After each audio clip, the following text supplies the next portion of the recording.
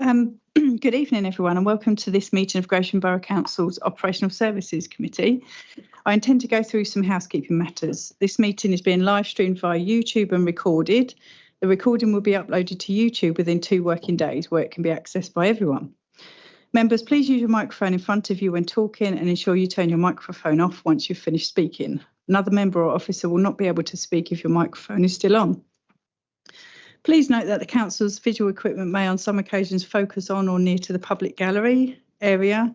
We have nobody in the public gallery, so that's good. On hearing the fire alarm, we ask all attendees to immediately evacuate the building. Please evacuate via the nearest fire exits and make your way to the community square outside of the main reception doors. Okay, so starting off with apologies for absence.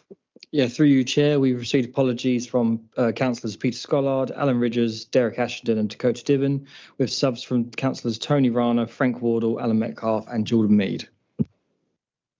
Lovely, thank you, welcome. Okay, so minutes of the last meeting. I was absent at the last meeting. Lee kindly covered for me. Can I just check everyone is in agreement with those minutes? Agreed. Yeah. Okay, thank you. I'll sign those. Any declarations of interest?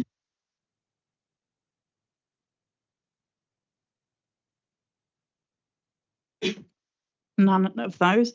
Item number 5, to consider whether any items in Part A of the agenda should be considered in private or any items in Part B in public. We have none of those. So I'm proposing to just shift the agenda around slightly with everyone's agreement. So I'm proposing we go for the 2 taxi items 6 and 7, intro to environmental enforcement 8, and then we're going to have items 11 and 12, which is James's presentations, and then carry on as normal. Is that all right with everyone?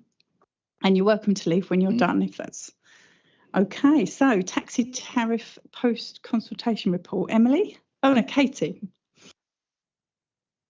Thank you. Gravesham carry out a review of the taxi tariff every 2 years. The review alternates between the flag and the yardage. This year we were consulting on the flag. This is the fee that appears on the meter when you first enter the vehicle. A 4-week consultation took place in line with the approved methodology. 120 drivers were emailed with a link to a Microsoft Forms questionnaire. 54 responses were received, but 2 of these were duplicates. Therefore, there were 52 accepted responses, which equates to a 43% response rate. The majority chose the 5th option for the biggest uplift to the flag. That's 35 of 52, which is approximately 67%. The drivers were able to provide reasons for the decision, which can be found at Appendix B. The main reasons for requesting an uplift are the cost of living, maintenance of the vehicle, and licence costs increasing. Using the private hire and taxi monthly website, we have compared a 2-mile journey on our current tariff and the proposed tariff against all other Kent and Medway authorities and then the whole country. This can be found at Appendix C. The proposed change would move us up the table to the 2nd highest in Kent and Medway and 29th in the country. However, this table is constantly changing as the authorities review their own tariff. If a tariff change is approved, this will be advertised in the newspaper for 2 weeks as prescribed, then implemented in the new year. So we're asking the committee to recommend any changes or approval of the tariff to the portfolio holder. Thank you very much, Katie, and for all your hard work getting this together. It's interesting because there wasn't much, it was like much of a response, was this? Was it about 47%, 43%. I'm a bit torn about this because sort of it concerns me that it will put us in a position between Tunbridge and Malling and Sevenoaks, but I wonder whether those other boroughs have actually uplifted theirs yet, or whether that's yet to come, which may put us back down in the sort of position we sit at the moment. So yeah, I'm interested to hear people's views. So anybody want to comment or ask questions to Katie? Lee? Well, I'll ask the question you've put. In the table, it indicates that if we are going to increase in line with what majority of people or taxi drivers want, are we seeing a similar process with other councils? And will they be, in all likelihood, putting their tariffs up so we are, presumably afterwards, in the status quo? Yeah, so we did do an approximate estimate of the fees for the upcoming year. With Dartford Borough Council, for example, which is, as you know, a close council to us, a rough estimate was worked out about £8.60 for next year. And with Medway Council as well, about £8.40. So it does align quite closely with our two local boroughs. Do you want to come back, Lee? Yeah, I mean, given what you're suggesting is that it's not unreasonable, in my opinion, the majority of taxi drivers seem to have indicated what they want to do. Now, I don't want to interfere in the commercial practices of taxi drivers, and I wouldn't dream to indicate to them what tariffs they should or should not be given the nature of a competition that now exists in the taxi services. Therefore, I have to say, Chair, that I would be inclined to go along with the majority opinion of taxi drivers, unless somebody can indicate very reasonably why it would be to their disadvantage. Thank you. Jordan? So thank you, Chair. Looking at Appendix B, which is the comments and justifications provided by the taxi drivers in response to their answers, one that stuck out for me was the very last comment, which is trying to justify why it should stay the same at £3.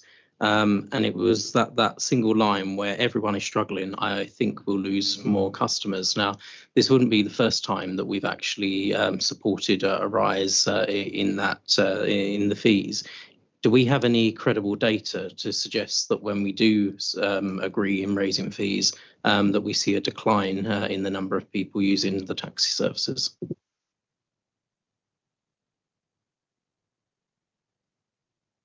I think the answer to that is we don't have any tangible data on taxi usage to quantify that. Perhaps if I can just add a few more statistics to the table to assist members in debating this. So as Katie said, we had 52 accepted responses from the 120 drivers consulted. Whilst the figures in the report quite rightly show that 67% of drivers who responded voted for option 5, just to provide some context, that's the same as 29% of the total number of drivers that were consulted.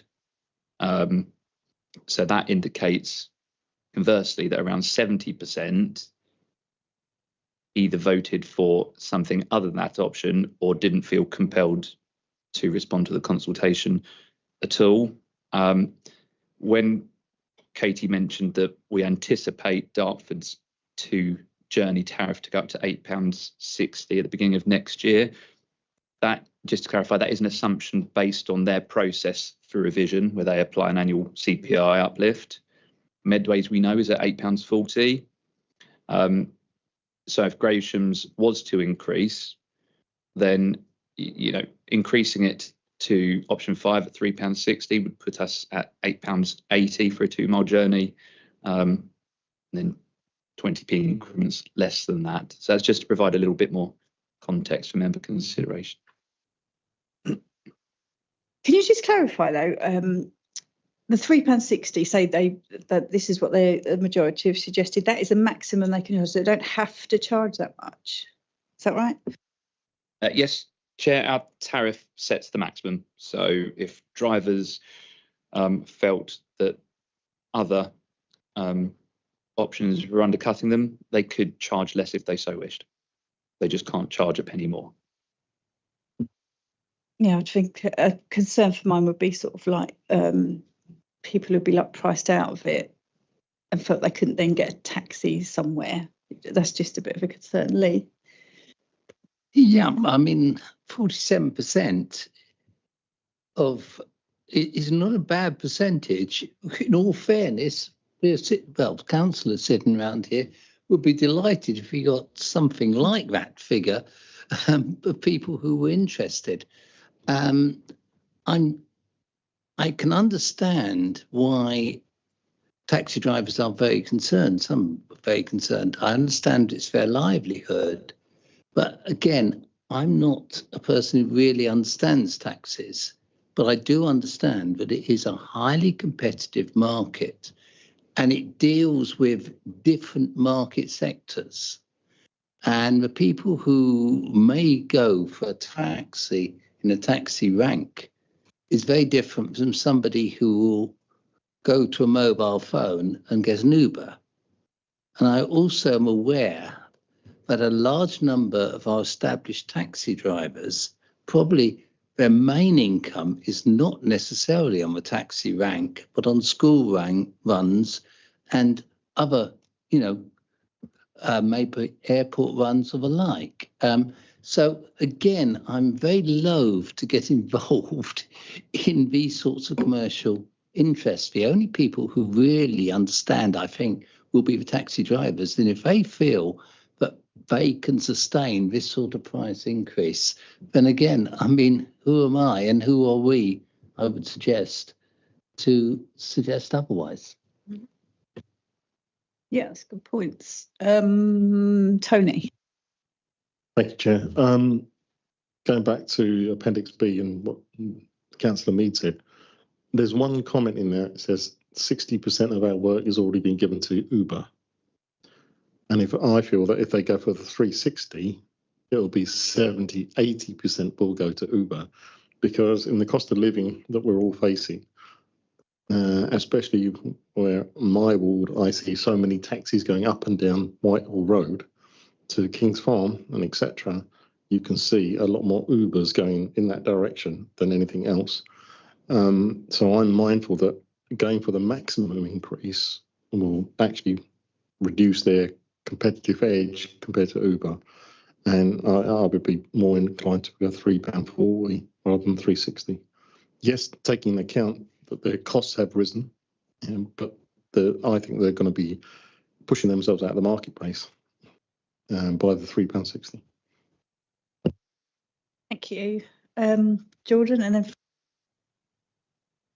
So thank you, Chair. For I'd say a majority of disabled people, reliance on taxis is their only way to get into our town centre and beyond. And I'm just wondering, we haven't, as far as I know, done an equality impact assessment for this change. And I'm just wondering if you had a view of whether or not a price increase could have an adverse impact upon disabled people or wheelchair users within the community in finding a proper way to get about, and indeed whether or not we should be consulting as part of this with, say, the Gravesham Access Group or indeed disabled users of licensed hired vehicles. Because I'm just a bit concerned that we haven't done an equality impact assessment for this, and whether or not that's the norm. yeah, Mark. Yes, thank you.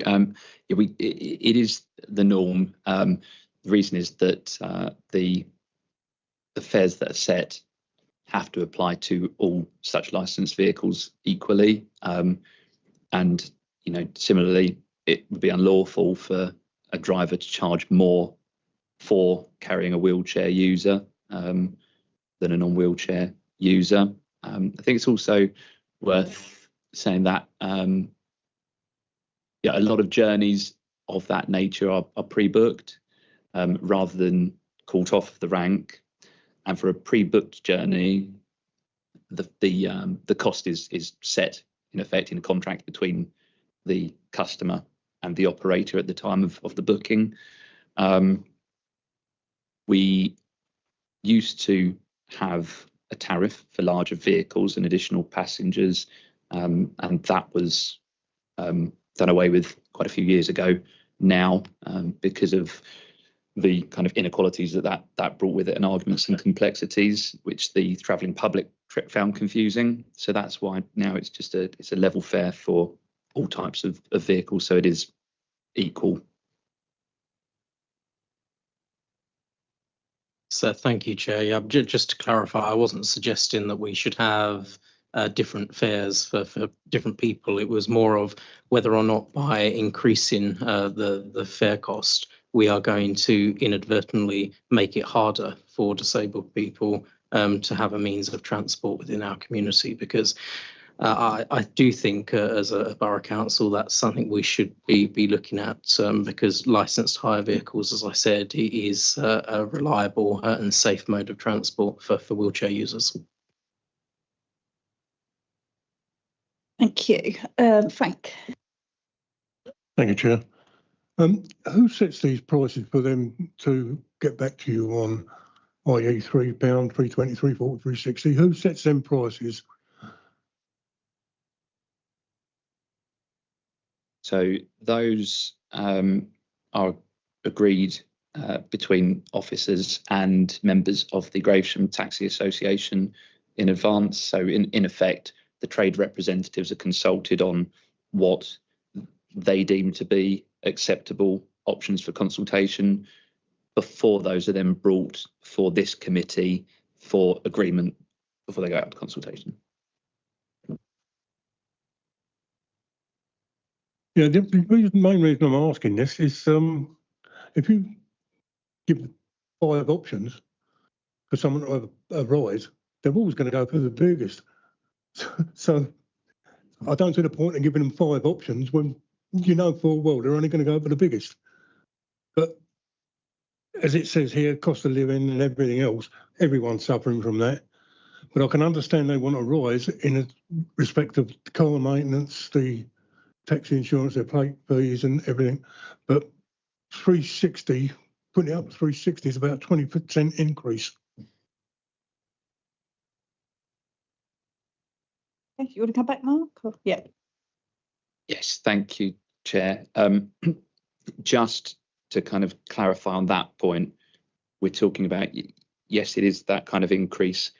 That's on the flag only, which is the minimum amount that a journey can cost. That's the amount shown on the meter at the start of every journey. After the initial distance, the meter then will tick up with distance and time increments.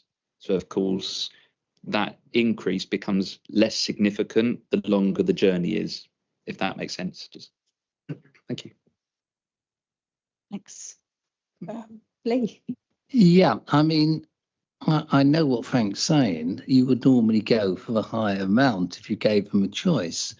But this is a highly competitive market. We know this. We know what Uber's doing in terms of eating into the traditional taxi service. And the one group of people who really should know this are the taxi drivers themselves. And as I say, I think the taxi drivers themselves are moving into different markets. Certainly, when I spoke to a good friend of mine who does run a number of taxi services, and he says that his income and the income of his drivers mostly lie elsewhere than picking up necessarily on a ramp. I'm only thinking that the taxi drivers are the best people to know the commercial reality. And we are probably the least best people to know the commercial reality. And I have a grave problem with saying, you know, I think we should put a different fee to the fee that seems to be the majority of people, of the taxi drivers. And I mean, 47% is not a bad turnout. Some of us in our consultations as a council would be delighted to get more than 5 or 10%. You know, so I just throw that in. But if the committee wants to go for a different figure, then so be it. Yeah, it's a hard one, isn't it? Because like Lee says, I think they are the experts in this. I just don't know whether it's a bit too much of an increase, and whether sort of come to more of a compromise. Tony, you coming in? Thank you, Chair.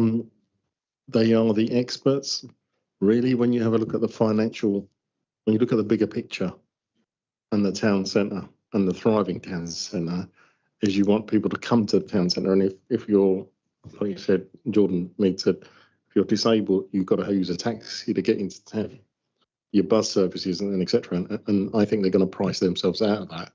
And then also as a knock-on effect into the town centre. So whilst maximum is £3.60, yeah, I think we should care on the safer side of around £3.40. And as Councillor Croxton said, that a good percentage of their income comes from what they call other council jobs, which is taking kids to schools and so forth. They've got to be mindful that pot of gold isn't always going to be there either, because of county councils' own cuts to services that they've got to make to level the budgets. My son uses one of the taxi services to go to a care centre, and it's now gone into a 12-week review. Every 12 weeks, you've got to justify why your son needs to be taken to a care centre using a taxi service.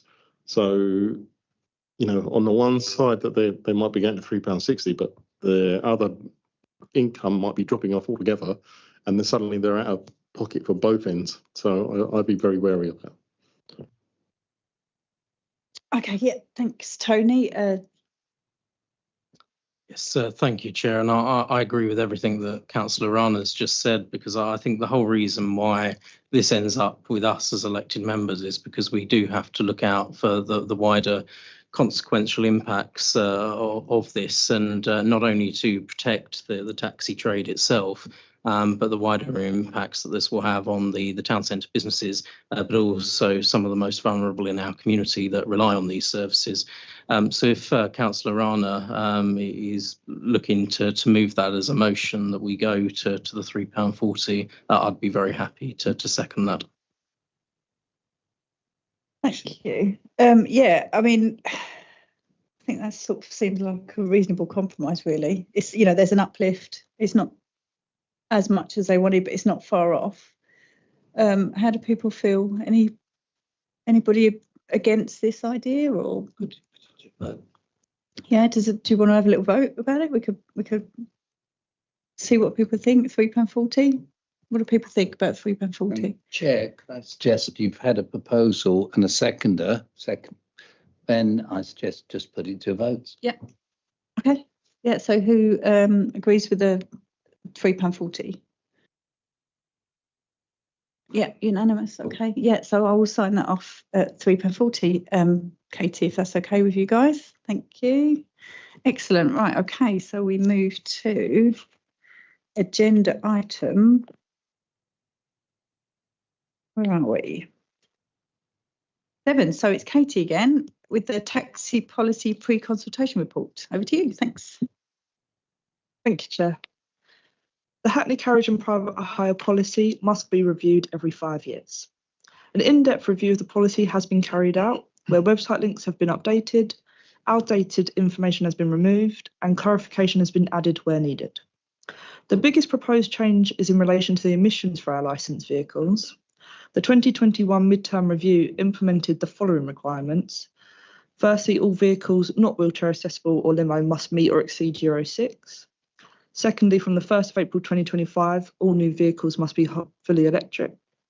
And thirdly, from the 1st of April 2030, all vehicles must be fully electric. The above is not feasible, as the provision of electric vehicles and the supporting infrastructure have not been developed sufficiently to support the Council's original ambitions. It is therefore recommended that we now update these requirements to the following. Firstly, from the 1st of May 2026, all new, not including wheelchair accessibles or limos, must be either electric or hybrid. Secondly, from the 1st of May 2026, all new wheelchair accessible vehicles must meet or exceed Euro 6. Limousines will be exempt from the emissions criteria. And then from the 1st of April 2030, all vehicles must be fully electric. The main changes to the policy can be seen in a table at Appendix B. The table will also explain why the change has been made. The draft policy with all changes can be seen in Appendix A. A consultation of 6 weeks has been proposed due to Christmas. All emails and notices will direct responses through the Go Vocal page, where they can see the draft policy, table of changes, and submit their comments. All responses will then be reviewed and commented on by the licensing manager and brought to Operational Cabinet Committee in March 2026. We are asking committee to provide any recommendations of changes to the draft policy and to the portfolio holder and note the consultation process. Thank you. Thank you, Katie. Okay, you, Councillor Mead. So thank you, Chair. It was just on a procedural point of order, not looking to be difficult, just looking to make sure you don't have to come back to committee to get another decision. We agreed a motion that was to accept the uplift, but we didn't agree to part 2 of what we were being asked. So I'm just wondering if we need to have a vote on the other recommendations contained in that pack, which was to endorse the review of the taxi or the tariff to commence no later than autumn 2027. Thank you. Yes. Yeah. So we're happy to do that too. Yeah. Okay. Sorry. Thanks. Anybody got any questions to Katie about agenda item 7, taxi policy review? I think I asked you this question the other day, but I wondered about the limos and why they're exempt. But I think you had a really good explanation. I just didn't know if you wanted to share it. The easy answer for limousines is just we don't have them built in the UK that are fully electric, so they're just not able to purchase those types of vehicles. Thank you. That's fine. That makes complete sense. Anybody else got any questions or comments on this? Yeah. Yes, thank you, Chair. So it's just to clarify, if I've read the policy correctly, we're exempting disabled vehicles or wheelchair accessible vehicles until 2030. And it was just what's that date got in mind? Is that the realignment of the climate change initiatives within the council, or is there some reason otherwise, national legislation, for example, that 2030 has been chosen as the date? Yes, thank you. So under the current policy provisions, all vehicles would need to be electric from 2030. So that is already an established policy principle. The reason for the other changes are to make it essentially viable for the trade to comply with the policy without it being overly burdensome, and thus risk the trade moving to other districts while still being a step forwards to support our net zero ambitions. So the 2030 date was really kept just to align with the current policy requirements, so that we're not overhauling those provisions completely. Really, that's the answer. Yeah. Thank you. Anybody else got any questions or comments on this? Everyone happy? Right, so our recommendation to members to consider the draft policy for consultation and advise on relevant amendments, which we've done, and to note the policy. Everyone okay with that? Yeah. Thank you, Emily. Katie, calling you Emily today. Katie and Emily as well, because I'm sure she worked on this as well. And Mark, thank you. Okay, so we are on to agenda item 8, which is introduction to the Environmental Enforcement Service. So Nick and Tim, please. Thank you, Chair.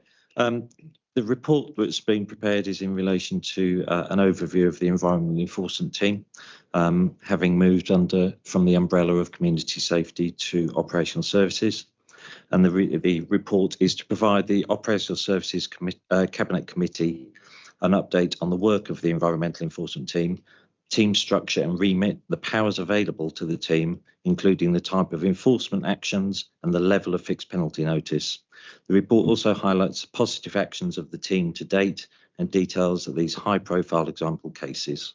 I'm hoping that you've seen and read the report, and I would invite any questions in relation to it. Thank you, Tim. Anybody got any questions or comments for Nick? So Activine and then Lee. Thank you, Chair. Thank you, Tim and Nick. I just wanted to ask in regards to dog fouling, not the most glamorous of subjects. So obviously you guys have powers when it comes to dog fouling when the individual whose dog it is has been identified not picking up their waste, etc. But what can the council do when there's repeated dog fouling, but you don't know who the individual is? Is that something that there's a team in which kind of like can clear that, or like what happens in those circumstances? Because it does seem to be that a lot of people have bought dogs and take these dogs for walks and then they just don't pick up after themselves anymore, which is a massive nuisance, especially when you get it on your new shoes. So yeah, I'm wondering what kind of we have in that kind of scope. Thank you. So when we get a report which would suggest that there's a nuisance, a particular hotspot area, should we say?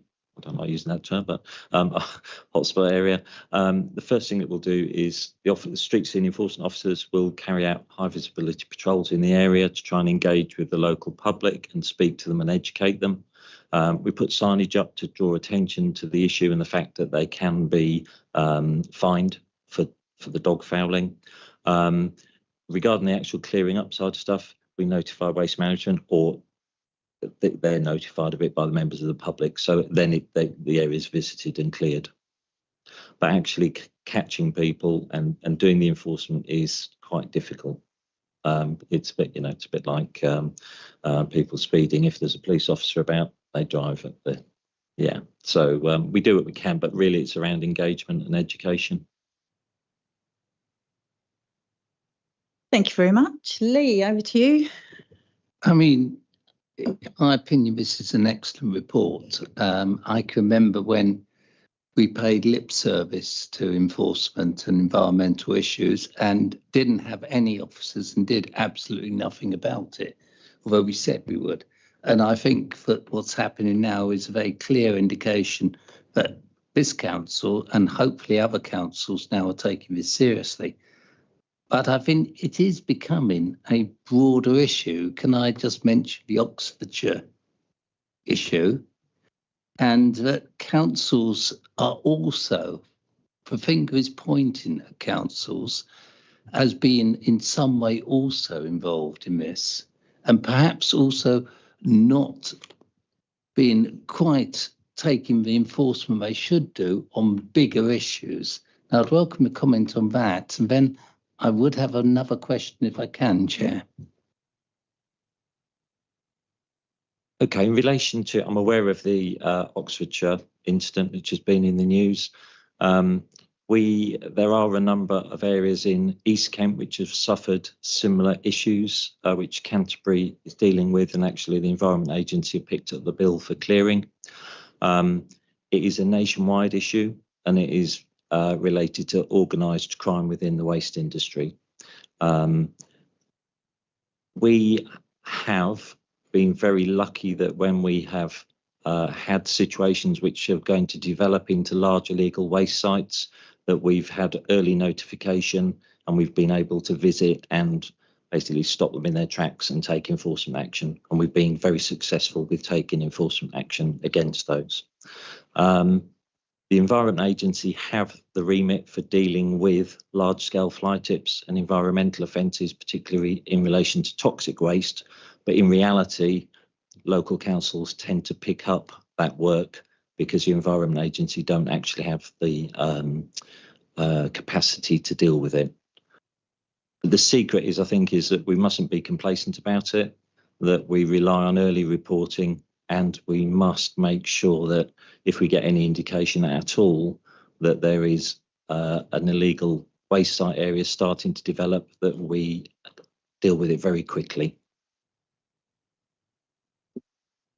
Are you coming back? Thank you. You've brought me into my second question, because when I was first became a councillor, I think it was very much the early days of the Environment Agency, and they set up a Kent Environment Agency group, which was a group of people councillors and interested parties from various areas or industries or organisations. And then we did much, which was an advisory body to them. And then again, I managed to sit on what was a regional body. It was called REPAC, which again had these various organisations that offered advice.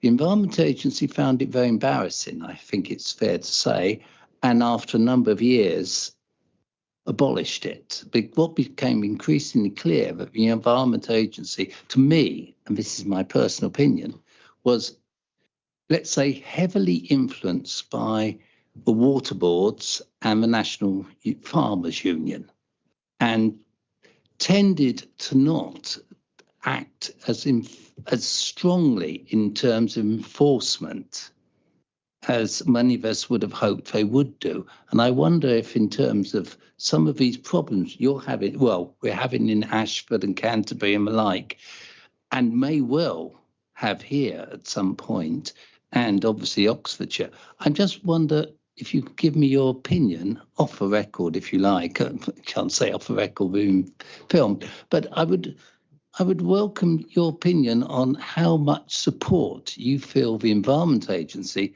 and the police are playing in terms of enforcing or aiding our enforcement of pollution issues of this sort, which is going to, I suspect, come to bug us increasingly in future.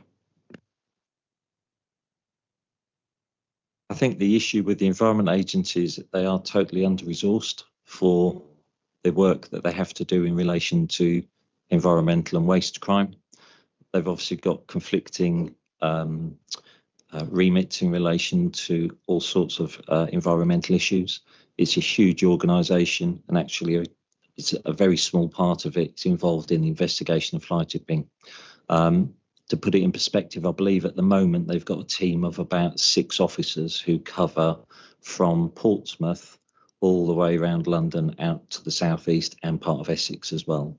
So I don't think the issue is the fact, I don't think it's the will, I think it's the way, and I don't think they've got the resourcing to do what they would like to do. Having said that, we work very closely with them. And we have a good working relationship with both them and Kent Police.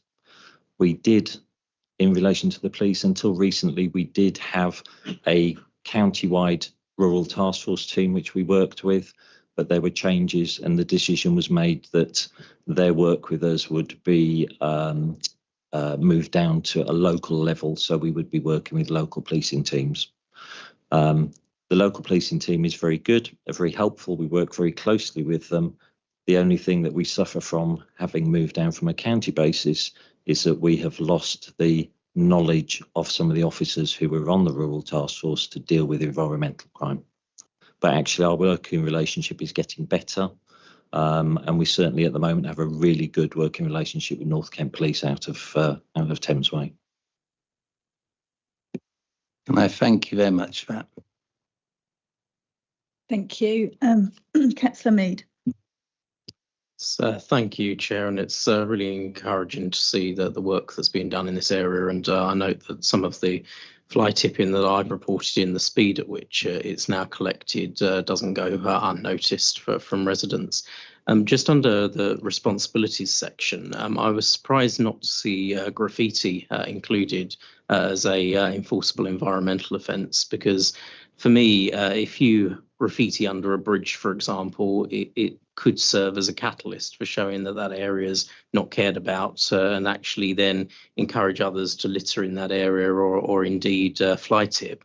And I'm just wondering if that is something that you consider under your responsibilities, and whether or not under, I think it's 4.3 of the reports, this authority has ever issued any fixed penalty notices for graffiti, or whether or not that's something we should consider doing in the future, or having a policy around. Because as I said, graffiti does plague our communities, and I really do worry that it serves as a catalyst for other unwanted behaviour.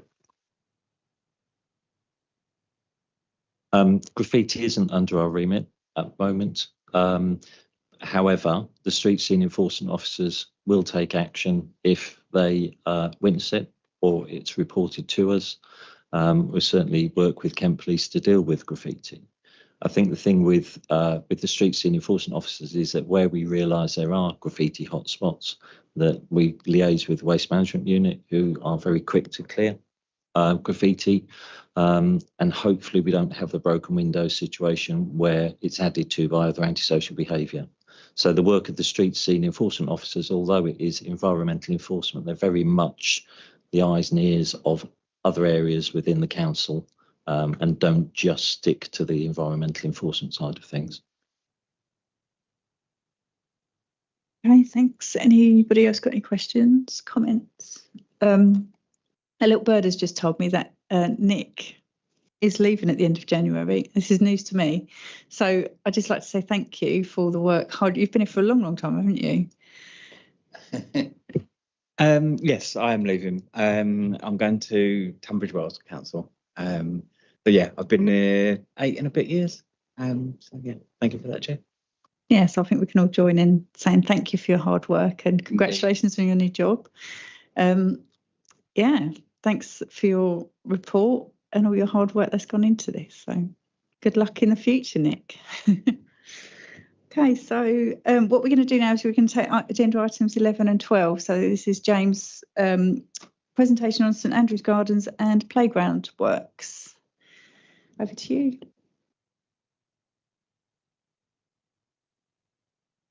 Evening, everyone. Evening, Chair.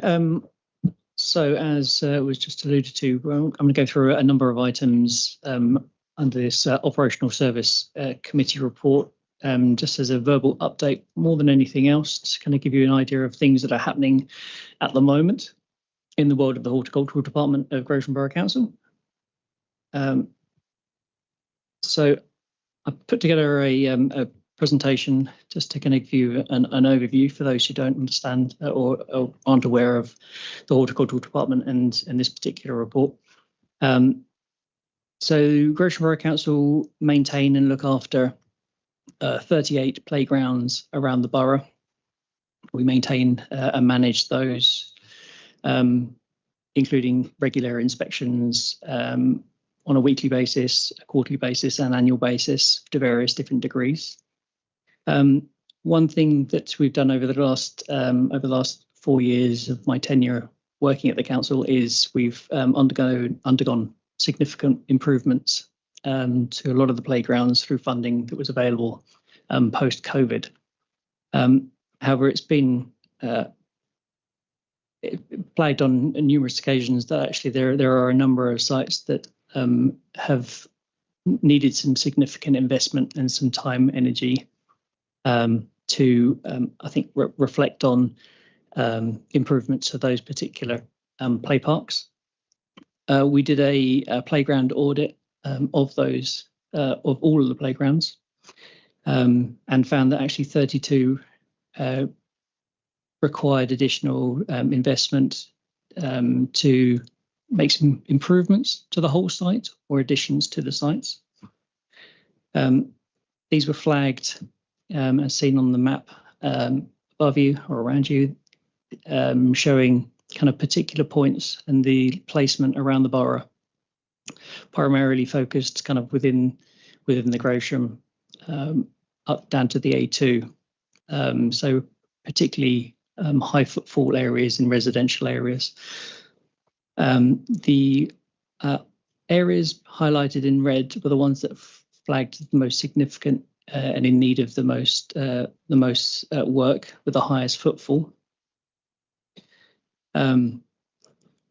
We approached 6 different suppliers and through that gained 8 proposals to establish both design aesthetics proposals for those particular sites, allowing them an element of flexibility to design something that they felt was appropriate for that particular area, with an element of steer from myself, the park rangers, and the team.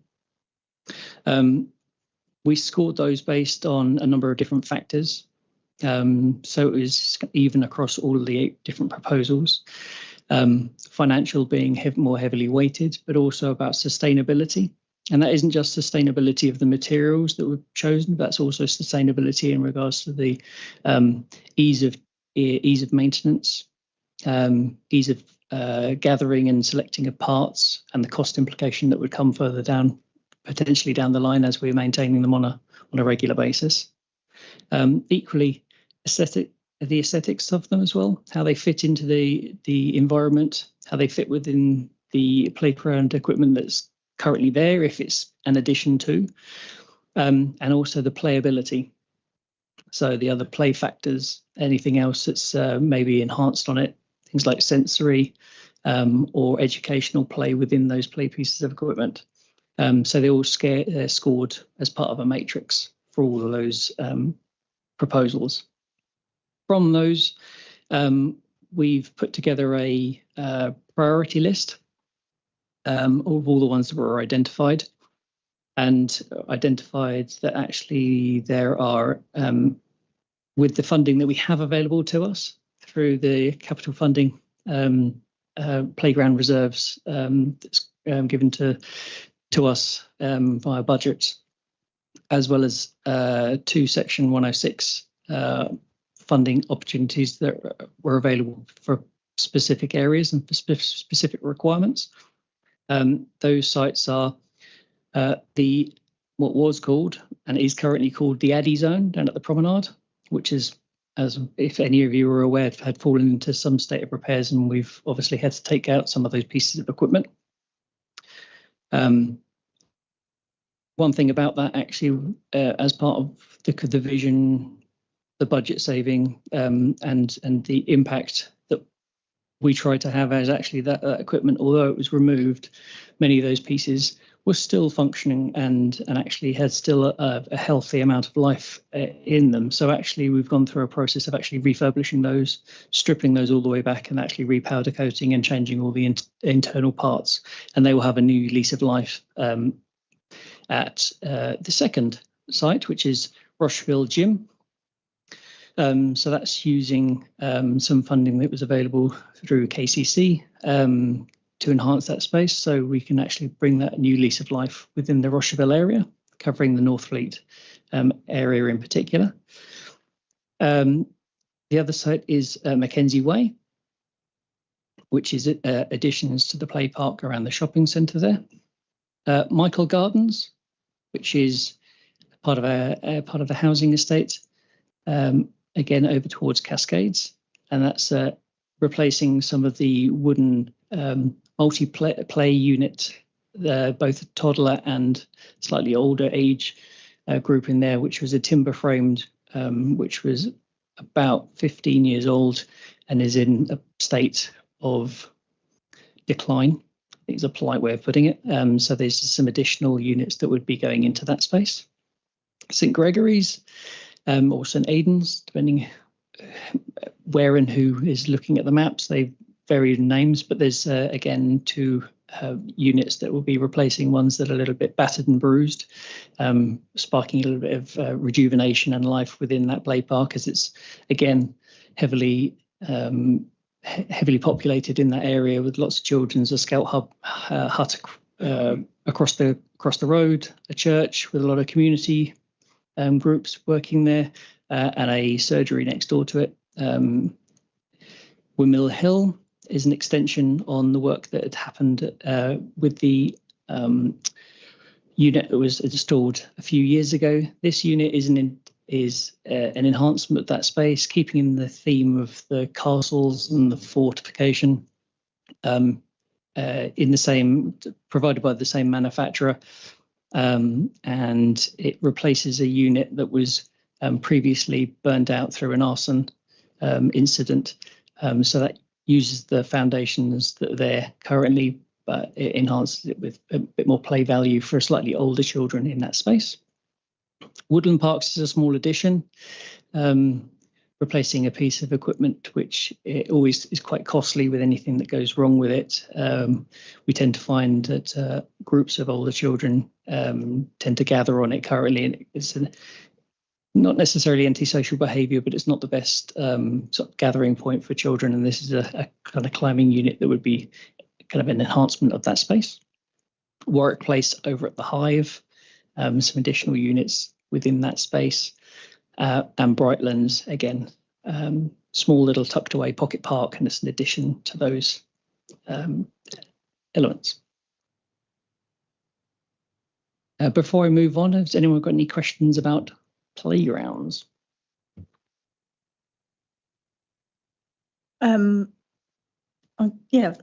Councillor Elliott. Thank you, Chair. I've noticed something online. I'm not sure if it's by our council or another council, but there has been some advertisements about keeping dogs out of parks because there were some pictures of some dogs making damage on play equipment and stuff like that. So my question was, I was just wondering with the improvements, would the signage for the no dogs be improved? Because obviously you do get blind to certain signage. So I was wondering maybe if there would be an update to that to try and prevent these new pieces being damaged by people bringing dogs into parks. So as part and parcel of the audit that was carried out around the playgrounds, we undertook a bit of an exercise to establish bin provisions, the bench provisions kind of in and around the open spaces and the playgrounds, and signage as well. There's quite a lot of signage that has received quite a lot of graffiti and things like that. So actually they've largely, it tarnishes, I think, the area and the look of it. Now we use anti-graffiti kind of cleaning materials as with the waste management team. Sometimes it's at the point where actually it can't be cleared off as best you can do. So there is an exercise to probably in the next financial year, the budget that will be available to clear up and make those enhance those spaces by giving them the best visibility. And part of that will be kind of improvements to the no dogs and dogs being prohibited in play sites. We do have them currently. We are doing a secondary exercise with health team who are working on a project at the moment about no smoking or vaping in these particular areas, which uses artistic interpretation to, I think, have a slightly different spin on it. And what we're looking to do, as well as install those in numerous locations, is actually see how well those are, if they are, like you said, not blinded by to signage, and see if actually that has a little bit more traction, and we might do something similar. Thank you. I think I saw that post as well, and some people were suggesting it may be foxes. Do you have an opinion on that, or? I can only go by the reports that are given to us. The park rangers, both being dog owners and being on site more regularly than myself, they've seen dogs actually in the sites. We've had reports from individuals, not particular about the instance there with the cradle swims and the flat swims that were put through communications this week. But this has been a continuous and ongoing, and it seems to be an increasing number of cases. And these swings and cradle swings, although not massively expensive independently, at a couple of £100 to replace them, multiply that by probably 50 times throughout the year, it mounts up. Thank you, James, for clearing that up. Okay, I've got Lee and then Ectavine. I think taking on your final point and just expanding it, I can imagine it's a thankless task to be forever changing, improving, or just keeping up with and renovating it. But I'm just wondering about the life expectancy of these improvements, because it wasn't very long ago, but we actually refurbished most of these play areas. I'm just wondering why it is that we're having to do it again so quickly. So actually, a majority of these sites are on the older side. So although we've gone through an exercise of updating and refreshing and refurbishing parks over the last 4 years, none of those were sites. So majority of this equipment here is using the budget we've got available to add additional pieces of equipment and units to existing sites. So they're not full refurbishments, because they, as you might be aware are anywhere between 50 to 200,000 pounds to fully refit a full playground. So these are additions to using the provisions and the budget that we've got available. The life expectancy to a play park with modern materials are between 10, 15 or 20 years. Realistically, we look at a 10-year kind of life cycle for pieces of for units. Now, through the audit that we went through was to establish not only the age of it, because we would obviously prioritise any ones that were flagged as a higher risk when the annual audits are carried out by external companies. Fortunately, we'd never get to the point where actually they are significantly high risk because of the work that we do on a regular basis to make sure they're maintained. However, majority of the ones that have been flagged through this exercise are at the point where they're of a timber construction, so they've started to naturally wear and there's nothing really we can do about them other than replace them. Thank you. Ectavine. Thanks, Chair. You kind of touched on what I was going to talk about. The post that Councillor Elliott was speaking to regarding dogs in the park and then it potentially being foxes. I wanted to kind of find out, because I'm just curious about it. What do we actually do to kind of deter pests? Well, I believe foxes are considered pests, aren't they? What do we do to kind of keep those kind of animals out of the play areas? I know you obviously have the little railings around the play area in itself, but do we have any deterrences for that? The short answer is no.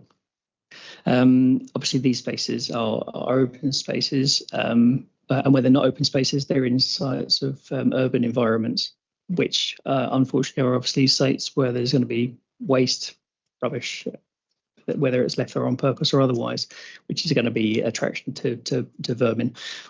The barriers that you obviously in the fencing that you alluded to is to keep the children in more than anything else and to protect them from running out. It unfortunately means that the byproduct of that is it means that they're a nice contained area for dogs. So why they're in some cases actually they don't even have children playing in the play park. They just keep their dogs and they can potentially scroll on their phone and not really pay too much attention, and they know that their dog's not going to be running off into the road. That's what we've seen and that's what we've found. That's why we kind of wanted to allude to the fact that actually, yes, it probably could have been foxes.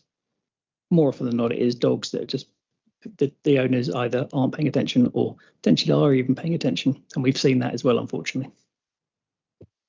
I just want to say I went on a trip quite a while ago now with one of the park rangers just to sort of like follow him around for the day and see what he got up to. And they're really good at like sort of clearing the areas and stuff. If there's litter, they'll pick it up and put it in the bin and stuff and make it safe for the children. So they do a really, really good job of sort of making sure they're accessible for everybody. So, Councillor Mead. So thank you, Chair, and yeah, really good to see the investment that's going on in our playgrounds across the borough. I was recently speaking to a local parents group, and they said to me we were actually talking about playgrounds, and one of the concerns that they had, or one of the reasons they felt they weren't able to use playgrounds enough, was because they cited that there's a lack of bench provision for adults around the play sites, and I'm just wondering if that's something that could possibly be noted, and when we do look to make improvements in the future where budgets allow, if we could be mindful of parents needing a place to sit when they take their children to our parks. Thank you. Definitely noted. Obviously, as mentioned previously, the playground audit did flag it. There was a number of locations that bench provisions would be definitely an enhancement. They have been flagged as part of that audit. So hopefully, in terms of the budgets for coming years, we'll be able to add those additional provisions in. Thank you. Yeah, this is all good news, isn't it? I'm particularly sort of pleased to see the Added Zone sort of coming back to life, because I know it's been out of action for quite a while. I think you have trouble with getting the equipment, making it available, and I think it's really good to repurpose the old stuff, refurbish it, and then use it somewhere else. It's like a really good way of reusing what we've got. So, thank you. Is there any other questions on the parks, or do you want to carry on with your next part of your presentation? Thanks. So the next part of the presentation is just to give you an update about St Andrews, to give you a little bit about the history of the St Andrews project and where we currently are. So you'll see from the picture in front of you is the finished design for the first phase of St Andrews project. This is the first phase, hopefully, of a multi-phased approach using funding that we have available through the Section 106 money from the charter being built. It was primarily developed to increase the public usage of the space, to encourage more people to visit and to enjoy the space, with the idea it being it was mentioned once by, I think, one of the directors, I think it was probably Tom, who suggested it was the front garden of Gravesend. And this was basically the idea is using that funding that was available to create exactly that, an area of peace, tranquility, and an area where people can come and enjoy. And if anyone was unaware of this space behind the Queen statue, it was a green square. Not really a lot really there. It was all hidden away off Crooked Lane. A few dog walkers knew about it. The owner of that property on Thames House knew about it because his garden backs onto it. And a few homeless people, unfortunately, found themselves kind of camping down there on numerous occasions. But other than that, it was a largely forgotten square of grass. So this area itself, sitting kind of prime spot on the south side of or north side of Gravesend, just outside of the town centre, just off the market, and just outside in the front garden of the charter development, is a prime spot where people can go and enjoy as part of the first phase. The idea being that actually moving forward, this will be linking to other areas within the local space, bringing continuity of aesthetics, materials, design, but having its own identity as a place where people can go and enjoy it. And although on a relatively busy part of the highways on that one-way system, actually because of its lay in the ground, very quiet and tranquil. It's a lovely place to be, actually.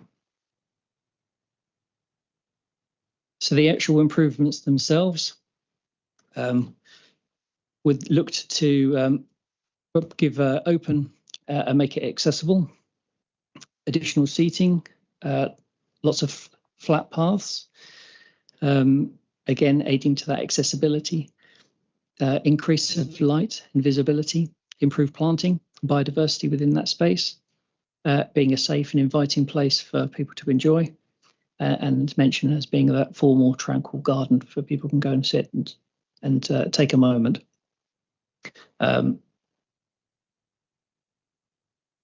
It leads on to the second phase, which mirrors the same as the top in regards to improving that space, making it a multi-use area, improved the aesthetics with material choice, reflecting the first phase we've just gone through, and nod ahead to the twinned town aspect of it. Obviously, in recent history, we've had the LV21 parked or moored up, should I rather say, on the dockside. And I think that what that's brought in this particular area with the St Andrews Art Centre is the idea of it integrating the art community within this space. So this space, although will mirror the upper section, what it will have is a slightly different, enhanced functionality, being used for more of the enhancements with the community and with the arts and heritage within this particular space, linking so closely with the town centre, coming through the old quarters, straight across to the other side of the charter built development, being close to the three doors and the town pier as part of that town centre redevelopment. Do you have any questions? Thank you, James. Yeah, it's really exciting to see that phase one finished, actually, because it seems to have happened quite quickly as well. I remember them first talking about it. I think it's a really good way of bringing people down to the river and, so like you said, linking to the arts centre and three doors and bringing people down, especially things like the Light Festival. That's all, it'd be really good. Way of perhaps drawing more people down for things like that. So looking forward to seeing phase two done as well. It's great. So anybody got any questions or comments? Councillor Mead and then Lee. Yes, thank you very much, Chair. And it is encouraging to see some investment in our riverside. And I know that Councillor Helen Ashenden went along to the opening and spoke very highly of the quality of the work that's been done. Earlier on in the year, there was a mini archaeological dig that took place on the site. And I'm just wondering, as part of the extensive works that were done in the upper area, if anything else was found in addition to what was found before. What they found were confirmed their findings on the map in terms of locations of historical buildings that had been there previously, basements and wall structures. There was conversations about potential wells and things, but that was deemed to be further onto the Crooked Lane. So there's nothing of significance.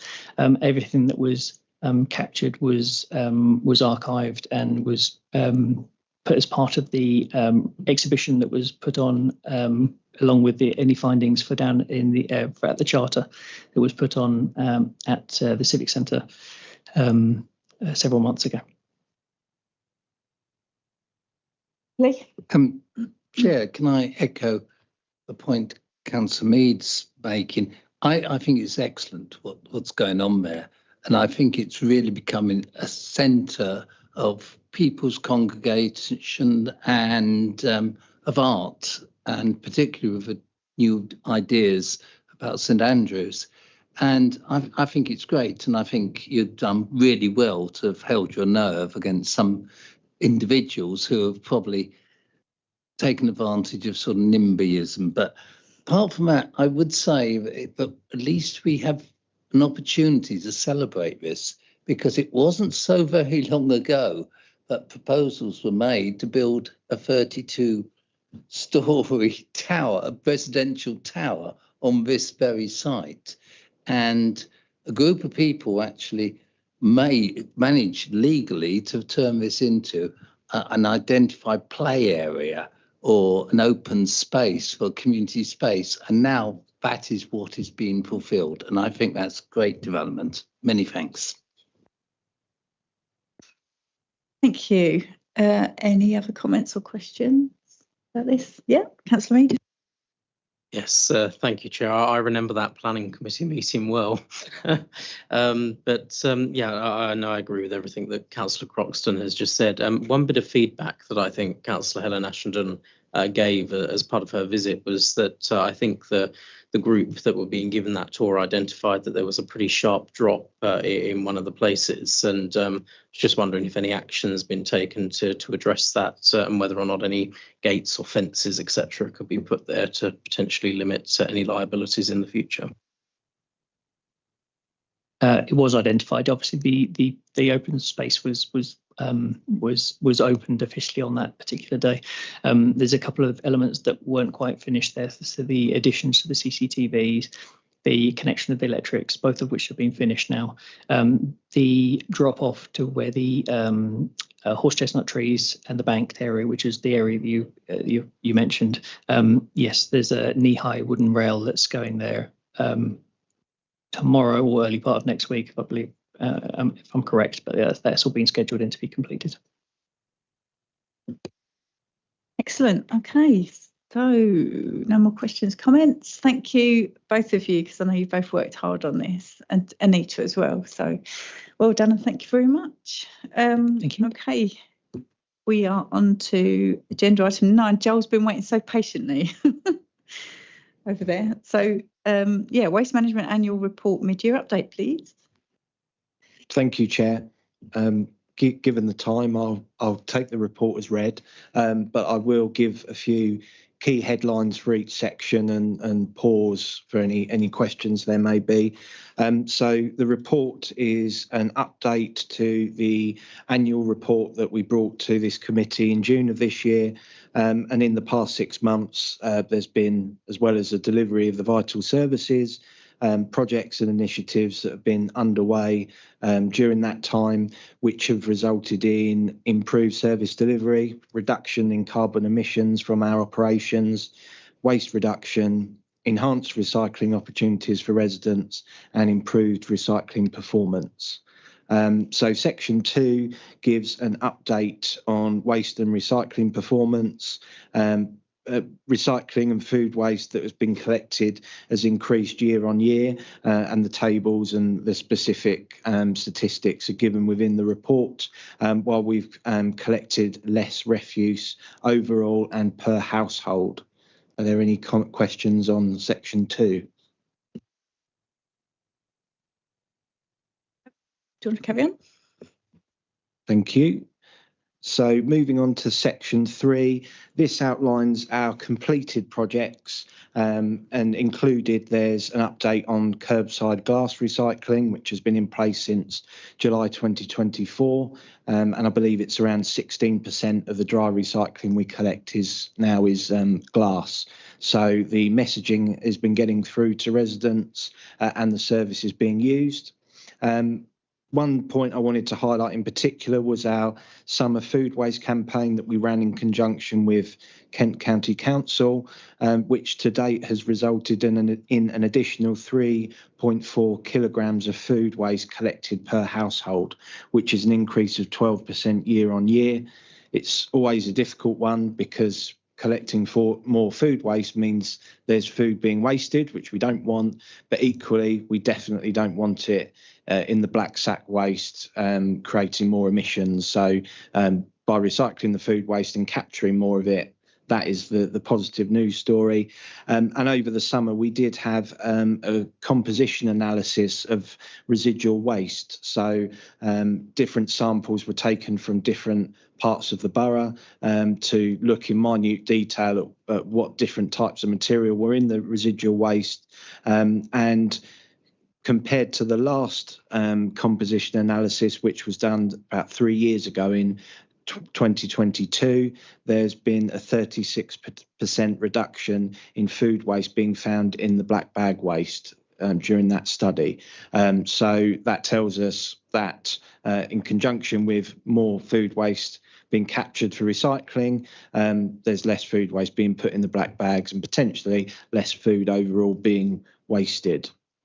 Looking ahead, we are working with Kent County Council to map our food waste collections to see which areas in the borough have lowest participation and capture of food waste, so that we can target our future campaigns and interventions to encourage use of the service moving forward. And I just wanted to flag in 3.5 as well, which is regarding our fleet's conversion to hydro-treated vegetable oil or HVO fuel, that in 2024-25, compared to the previous year, there's been a 25.7 tonne carbon equivalent reduction in emissions from our fleet. That's obviously only for part of the year because it was a phased transition. So the full impact will be reflected in the current financial year's figures, which the council's climate reporting mechanism tracks. And I'll pause there if there are any questions. I just want to say those are excellent figures, aren't they? They're so good. So yeah, well done. Loads of really good projects, and they're all like proving themselves. Does that make sense? Lee, do you want to come in? Yes, very quick question. As a convert to the glass recycling scheme. Previously, as I've always said, I derived a certain strange satisfaction about going up to recycling banks and putting bottles in. And even now I'm carrying huge, my recycling bin out full of bottles is quite stressful. What I would say is, though, I do wonder if the actual glass recycling bins that we have still provide a useful function. And I hope, well, I'm asking the question, are you thinking in some way of phasing them out? Thank you for the question.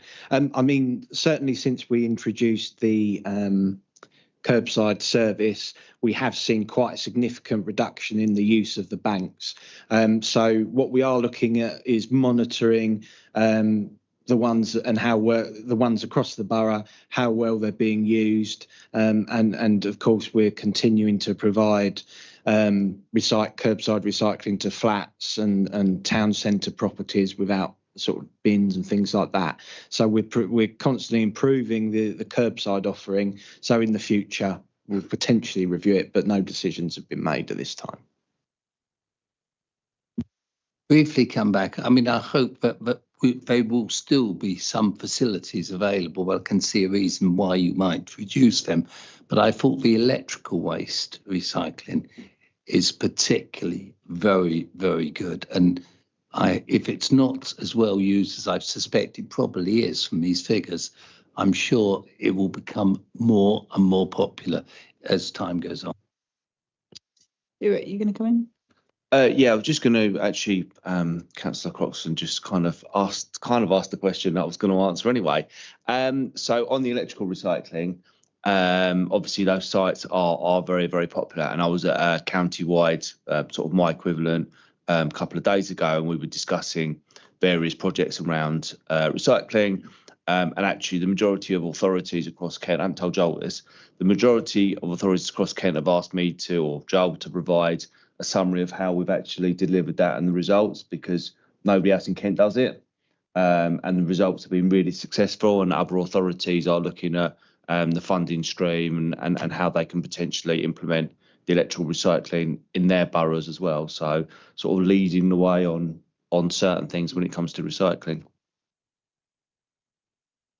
Excellent. Councillor Mead.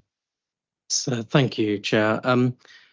One street that continually depresses me in the borough is that of Harmer Street, and notwithstanding there are obviously significant pressures when it comes to a concentration of flats with limited curbside.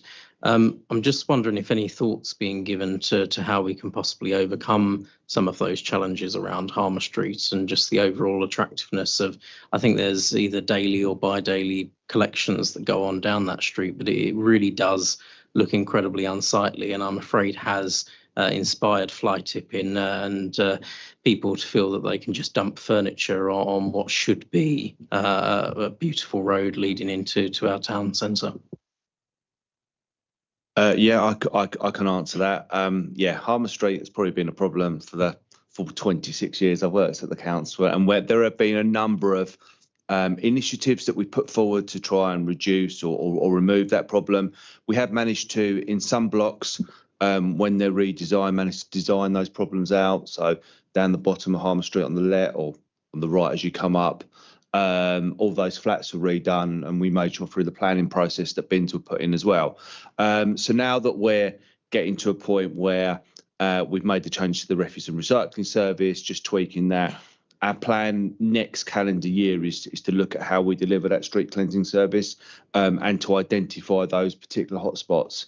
Work with Tim's team as well to actually look at what our enforcement powers are on residents and landlords to see how we can better develop that. And one thing we have tried, and I think will work, is what we have to respect is that obviously a lot of those properties are bed sits or whatever, and so to keep 2 weeks worth of waste in a bed sit is going to be very difficult. Well, what we've tried in other areas, and I've seen work in other areas, is where you have time collections. We have tried that in the past, but we could probably have more of an emphasis on that. So we say to residents, okay, you can put your rubbish out every day, for instance, but it has to be between 6 and 8 o'clock in the morning. Then we go through at 8:30, clear it. Then it should stay clear for the rest of the day. If it doesn't, then hopefully we can then take enforcement action against those people for fly tipping. So, and that's something that we could then potentially look at implementing across more of the town, because towns are notoriously difficult to manage waste collection in. So we have got ideas, and as I said, we've committed to having a street cleansing review next year, and that will be part of that. Okay, Ectavine. Thank you, Chair. Yeah, Stuart, just wanted to say, following on from what you've just told Councillor Mead, that timed collection sounds fantastic, because I know Harmer Street, and going up north of the clock tower as well is also such a problem, that because you have a lot of HMOs in that space as opposed to bedsits. So if that can be something that would kind of reduce the problem, I fully support that. Thank you. Thank you. Tony? A question for Stuart. Whitehill, you probably received a number of complaints from myself about the bin collection day and how the bins are just then littered all over the people's driveways and so forth. It's the most complaint that I get as a councillor is, can they put them back where they found them rather than just strewing them over people's driveways and so forth. So, and I know that the lorries have cameras on them so you can see people. It's just that there's one lady where she needs to park on the driveway, and if the bins are all over the place, she then has to go down the bottom of the road, move the bins, and then come back in. So if you could just look at that one, it'd be great. Yeah, I mean, as you can imagine, the last 8 weeks have been quite hectic on just getting the crews to learn a new rounds. And as it happens, we had an operational meeting on Monday, and I did re-emphasise that point in that we need to make sure that we are putting the bins back, and we've got more supervisory cover now as well. So that's one of the things I've asked the supervisors that are out and about every day to make sure that they're monitoring, to try and make sure that bins are put back in a convenient place so people can park, people can get past with wheelchairs, pushchairs, etc. So that is something that we are working on, and we will continue to work on. Thank you. Anybody else? Do you want to carry on? Thank you. Section 4 outlines our ongoing projects. In particular, we've got flats recycling and food waste. So we've now reached 67% of communal blocks with recycling collection and 36% with weekly food waste collections. Of course, we've got the simpler recycling deadline coming up in March of 2026. So we're working with private managing agents and our own housing team to offer the recycling and food waste collections to all of those properties. And we are looking ahead, using some of the resources available from extended producer responsibility funding, at having a dedicated flats recycling crew to empty all of the flats recycling bins every week, which will again recalibrate our rounds, collection rounds, and will help us to deliver any more growth in the borough in terms of having the right resources. And I think in this section as well, I just wanted to flag the street champions, as I know I'll probably mention at every meeting or every update. So we've had a number of schools in the last few weeks sign up with me wanting permanent kit to keep hold of, to have the students or their environmental groups going out litter picking. So we now have more than 800 street champions in the borough, and just shy of 2,700 sacks of litter collected since April. And our Cleaner, Safer Streets campaign continues. We continue with our monthly days of action, and in 4.5.3, there's some imagery of our campaign signage, which is being put up by shopping parades and outside schools across the borough to emphasise, the lovely lovely parts of the borough there are, and how we can keep them clean and tidy and have pride in place as well. Any questions on section 4? Yeah, Councillor Mead.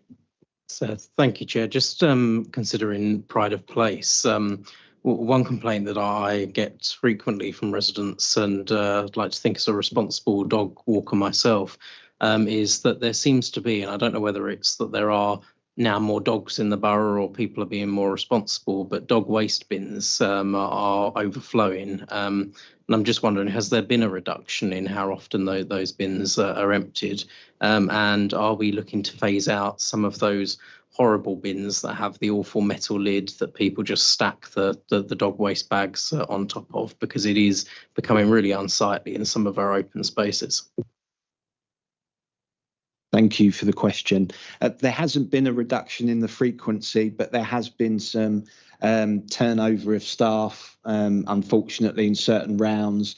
And then you get another member of staff onto that round. And then there's always I think recently there was some vegetation cut back at Windmill Hill, and there was a dog bin that had been grown around, and it was full up, and it had all grown around it. So sometimes, there are, what I would encourage is obviously residents, members, if you're seeing these bins or these areas where they're full up, and you think there might be a problem, let Stuart and myself know, or that there's a reporting form online, and we can look at that. And again, Stuart mentioned the supervisor roles. We now have a street cleansing supervisor in post, and it's a new post, and he is out every day, going out, checking on these sorts of things that are being reported, proactively checking for things, seeing things, and reporting them back. So where we've got those, we'll report them. In terms of the number of bins, there hasn't been a reduction. And in terms of the design of bins, I'm not quite familiar with ones with metal lids. I'm not 100% sure, but I'm more than happy to look at that. If you sort of go, oh, I know there's one here. I'm more than happy to look at that with a street cleansing team and see if there's better designs that we can implement in the future. I suppose also it's like educating people to say, if the bin's full up, put it in a regular bin or take it home with you, isn't it? Rather than sort of piling them up. But yeah, anyway, Lee. Take what home? The dog mess. Well, yeah, you could put it in your own bin at home. Yes, we do that as well. But just referring to flats recycling, can I say on behalf of many people, I think councillors, but in particular Councillor Milner, it's delightful to see a progress has been made in rolling out recycling in flats. I mean, I know there's still some way to go, but at least we're doing it. And that's very, very important, because for a long time, those people often felt rather neglected in terms of not being able to participate in the recycling process. Thank you. Excellent. Anybody else? No, do you want to carry on for the... But yeah, thank you, Chair. Final section 5, which is our upcoming projects. So yeah, we're looking at a review of our garden waste service, and how we can deliver that into the future and encourage participation, looking at how our subscriptions work and how our crews are aware of which bins to empty and who has paid and who hasn't paid, to make it fairer and as efficient as possible. We're also looking at a commercial clinical waste service. So there are approximately 100 premises in the borough that will have either a need for a sharps collection or another type of infectious waste collection, that we are in a position as a council to offer to interested businesses. So we're currently scoping that out and engaging with those businesses to gauge interests.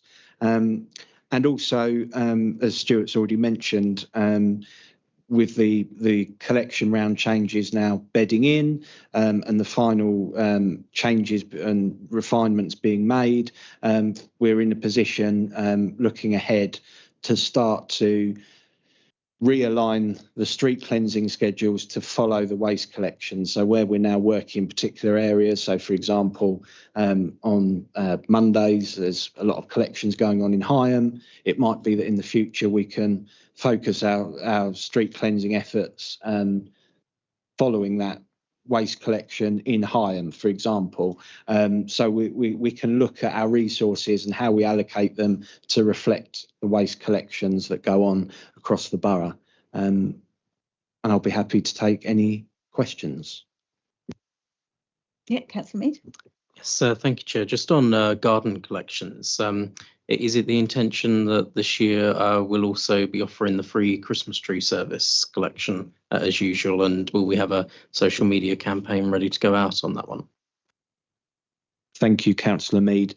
Yes, absolutely. A slight change this year. We have been contacted by the Eleanor Hospice, who run their own popular collection scheme for a charitable donation. So in your borough and on social media, we'll be supporting their collections first and foremost, but their collections will take place before our garden waste service resumes. So residents will have the option of using the Eleanor service if they wish to, but we will be promoting on social media and in your borough our real Christmas tree collections, which will take place on the same week as the garden collections on each road. The crews will be looking out for them as they collect the garden waste. Excellent. Following on the theme of Christmas, I was going to say about perhaps a reminder about the battery recycling. One, not putting batteries in with your recycling, but two, being able to put them in a bag on top of your bin, maybe. Yes, you've been looking over my shoulder. Yeah, as well as Councillor Mead's point, I've been planning the social media comms this week for Christmas, and one of those is centering on batteries, because of course Christmas time, lots of little lights and things, trinkets and things like that with batteries in. There are more batteries to dispose of, so we'll be encouraging people to do that. Members might, if they get any queries, we do have a stock of the battery bags at the Civic Centre reception if any residents would like to collect them if they're passing by. But a clear bag, sandwich bag, something like that will do on top of your bin. And also, I suppose, small electricals for your lights that are no longer working. Yes, of course. The electricals, the lights, broken toys, all those sorts of things. We'll be encouraging that as we do all year. Excellent, thank you. Emma Elliott. Thank you, Chair. Just a question. It's kind of a question from me as a resident as well as councillor. You guys do the glass collection now. Do you just put it in your normal recycling bin? Because I know that a lot of people, like myself, aren't aware. And the first time I put the glass in the bin, it felt a bit wrong. So I'm wondering, with Christmas coming, obviously everybody's going to be using more glass and stuff like that. So maybe a reminder to go out on social media too, that, we do collect the glass as well, and just pop it in your normal recycling bin. Yes, thank you. That's on my list as well. So we'll be encouraging the glass, and I think it's in section 2 of the report. There's an image of the side of the bin lorry with what can go in the recycling, and we've got glass on there. So yeah, we will be encouraging that. But as Councillor Croxton's pointed out, we do still have the glass banks. If Christmas is a particularly heavy time of year, the glass banks are still in place. But for resident convenience, do it at the curbside. Yeah, I was going to say Councillor Croxton's an expert in glass recycling, Yes. I think. Anybody else got any questions or comments on this? No, Joe, I think you're amazing. I think there's probably actually about 5 of you and you've been cloned and we just don't know it, because you get through an amazing amount of stuff. And Stuart. Excellent, thank you very much. This is just for information. So Thank you. That takes us on to the last item, corporate performance report. So who is kicking off? Mark, over to you. Thank you, Chair. I'll try and keep it brief. So just focusing on the performance indicator outturns, PI3 percentage of compliant food establishments has remained pretty much static. As mentioned in the contextual update, the team encountered a few problem premises, which they very quickly sorted out through various interventions. It's put them slightly behind their targeted percentage of scheduled inspections, but I'm sure they'll pick that up as the year goes on. Looking at PI4, licensing have gone back up to 100%. In terms of the percentage of valid taxi and private hire license applications issued within 10 working days. And turning the page to PI5, looking at the total number of environmental protection cases completed in Q2, they saw a seasonal peak, I think that is, with some 443 cases being completed, and plenty of other notable work as outlined in the contextual update. Are there any questions on any of those? Anybody? No, all going in the right direction. Okay, can we carry on? Yep, so I'll cover the next ones. So PI6, you'll see recycling rate's gone up compared to this time last year, which is good, and all the hard work Joel and the team are doing is obviously working. And I think it's even more appropriate because we're such a dry summer that actually garden waste tonnages were down. So actually the other stuff is up. So the work we are doing does seem to be working. And you can see as well that residual waste has gone down quite considerably as well, compared to last year and the year before as well. So really positive work on that. And then you'll see PI8 is the removal of or cleanliness reports. You'll see that's better than last year. It's a slight drop off again. Q2, we always seem to have a slight drop off, which we need to look at why the reasons for that. But yeah, again, we're getting 82% of fly tips and other cleansing reports done within 5 working days. And I think Councillor Mead mentioned earlier that it is appreciated, the quick removal of fly tipping, which is good. And yes, and if anyone's got any questions on those 2 or 3 indicators. Nope. No. Okay, so environmental enforcement next. Are you going to take that, or Mark? Back to me. Thank you, Chair. It's a similar story to what we saw in the environmental protection team, in that there was a small elevation in actions taken during Q2, likely to just be a product of the weather and the activities that take place typically when the weather's nicer. And the types of enforcement actions undertaken are set out in the contextual update, with some 80 community protection warnings served, 1 community protection notice, 39 fixed penalties, and then there are 9 prosecution cases that have been submitted, with 9 that were heard, and all resulted in guilty verdicts at court. So some really great successes in Tim's team. Yeah, excellent news. And then James is the last one. Quite straightforward. Very straightforward, and I kind of alluded to it earlier on when I was going through the playground audit.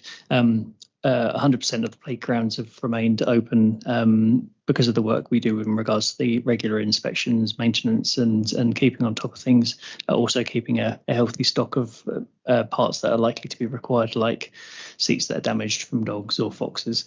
That means that they can get repaired and fixed pretty much immediately. So nothing's closed. Excellent. Anybody got any questions about any of that?